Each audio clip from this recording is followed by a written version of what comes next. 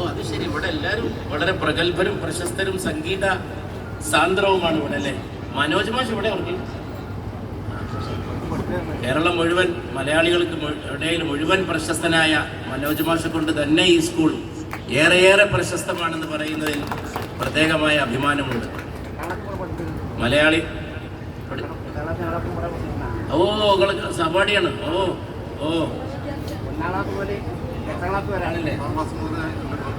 ഓ great. അപ്പൊ അന്നത്തെ പൂർവ്വ വിദ്യാർത്ഥി സംഗമം ഒരു സംഗീത സാന്ദ്ര സംഗമമായിരിക്കുന്നതാണ് എനിക്ക് തോന്നുന്നത്. MD മനോജ് എന്ന് പറഞ്ഞാൽ മലയാളികൾക്ക് സംഗീതത്തിന്റെ പര്യായ ശബ്ദമാണ്. ശുദ്ധ